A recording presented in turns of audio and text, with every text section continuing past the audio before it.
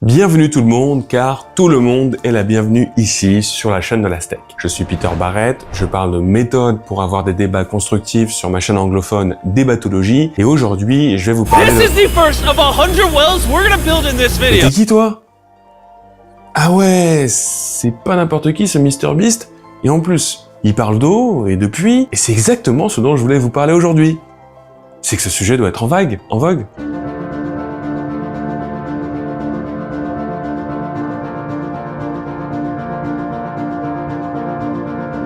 En novembre 2023, le plus grand youtubeur de tous les temps a publié une vidéo philanthropique qui retrace son projet de construire 100 puits dans 5 pays d'Afrique pour donner accès à l'eau potable à 500 000 personnes. Bon, on n'est pas ici pour revenir sur les polémiques autour de ce projet, mais plutôt pour tenter d'arbitrer certaines de ces polémiques en considérant un aspect fondateur de ce projet. En effet, même si cette intervention est critiquable sur le plan moral, une question peut-être plus simple à arbitrer, c'est est-ce que ça marche quoi? Construire des puits en Afrique, est-ce que ça permet réellement à de nombreuses personnes d'avoir accès à l'eau potable? Cette question peut vraiment déranger pour deux raisons. Premièrement, parce que c'est assez intuitif de répondre oui.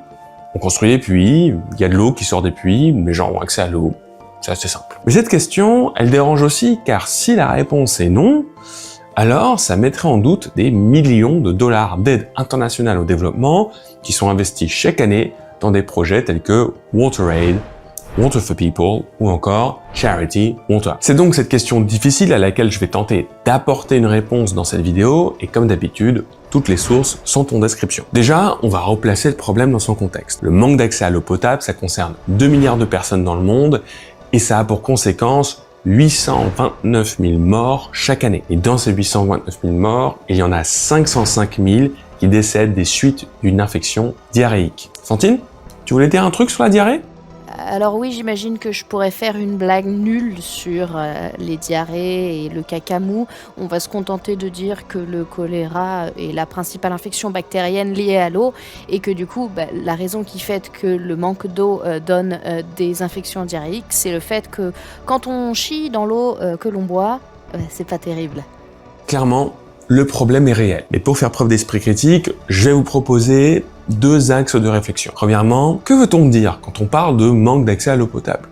Et deuxièmement, quelles sont les interventions les plus efficaces pour permettre cet accès? En écologie, lorsqu'une population manque d'eau, on dit qu'elle est en stress hydrique, c'est-à-dire qu'elle a accès à moins de 1700 mètres cubes d'eau par habitant sur une année. Et là, on commence déjà à voir les limites de l'impact de ce que fait MrBeast, car son projet prévoit 1 mètre cube d'eau par personne par an, soit 1/1700e du besoin total, une vraie goutte d'eau. Mais bon, on pourrait se dire, il va continuer à construire des puits, il a déjà récolté presque 1 million de dollars, on garde espoir, une goutte d'eau, c'est toujours ça de gagner. Alors, si on veut suivre les recommandations des Nations Unies et de l'OMS, idéalement, on voudrait qu'une personne ait accès à 50 à 100 litres d'eau par jour pour pouvoir cuisiner et laver. MrBeast, lui, il parle de 2,5 litres d'eau par jour, soit uniquement de quoi assouvir la soif des personnes. C'est donc bien cela le projet, donner de quoi boire à ces populations.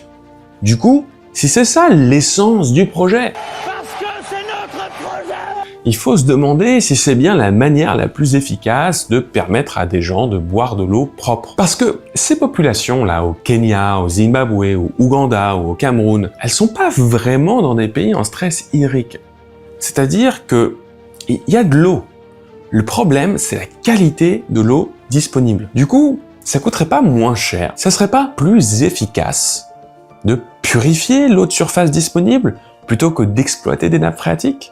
Si on y croit les études d'impact, je suis navré de dire que la réponse coule de source. Les interventions de type distributeur à chlore, mis à disposition à côté des sources d'eau traditionnelles, sont moins chères et plus efficaces que de construire des puits. Plus exactement, dans les milieux ruraux, sans eau courante et avec un coût de l'eau très important, la chlorification de l'eau est une méthode plus efficace que de creuser des trous pour avoir un accès direct à la nappe phréatique. Cette méthode a de nombreux avantages.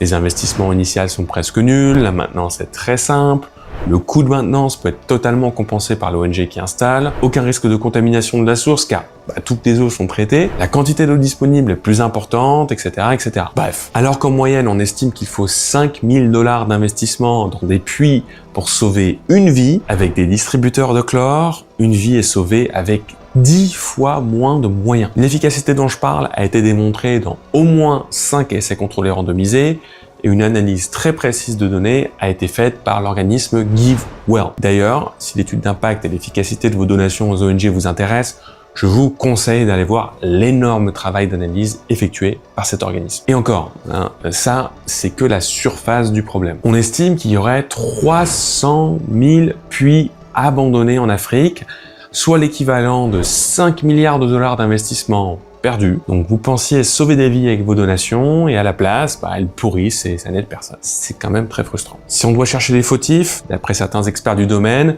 il faut se tourner vers des financeurs et des ONG. Ceux-ci ont historiquement utilisé des critères non fondés sur les preuves pour choisir leurs différents types d'interventions. Heureusement, ces erreurs sont de plus en plus rares. Le monde de l'économie du développement et des ONG est de mieux en mieux équipé pour mettre à profit des méthodes scientifiquement prouvées dans leurs programmes. Et pour moi, l'ONG Evidence Action est un très bon exemple de ce qui peut se faire aujourd'hui de mieux. Ce qui est dommage, dans le cas des philanthropes indépendants comme MrBeast, c'est qu'un mix de mauvais conseils et de motivation à faire le buzz puisse amener à une recrudescence d'investissement dans des méthodes d'accès à l'eau peu efficaces et donc, au final, moins de vies sauvées qu'on aurait espéré. Alors, est-ce que ce youtubeur aurait pu donner la même visibilité à des distributeurs de chlore qu'à des puits? Pas certain. Je vous propose donc de lui laisser le bénéfice du doute. Mais ça me semble important que la philanthropie de spectacle se saisisse aussi des limites de ce qu'elle propose pour sensibiliser le grand public à l'efficacité de leurs donations. Parce qu'au fond, si on donne à une bonne cause, c'est avant tout par volonté d'aider les personnes qui en ont besoin. Merci d'être resté jusqu'au bout et merci au collectif de l'Aztèque pour leur travail et leur accueil sur la chaîne. Si vous n'êtes pas abonné, n'hésitez pas à le faire et pensez à activer la cloche pour être au courant de tous les contenus qui seront publiés sur cette chaîne. Il y en a pour tous les goûts. Si vous en avez la possibilité, vous pouvez nous soutenir sur Hello Asso. C'est ainsi que nous pouvons nous permettre de continuer à faire vivre l'association et proposer de nouvelles vidéos aussi régulièrement. J'en profite pour vous recommander la vidéo de Yanis sur la taxe soda, un savant mélange de droit et d'économie pétillant. La semaine prochaine, prenez votre respiration avant de vous plonger dans une nouvelle vidéo. En ce qui me concerne, je vous dis à bientôt.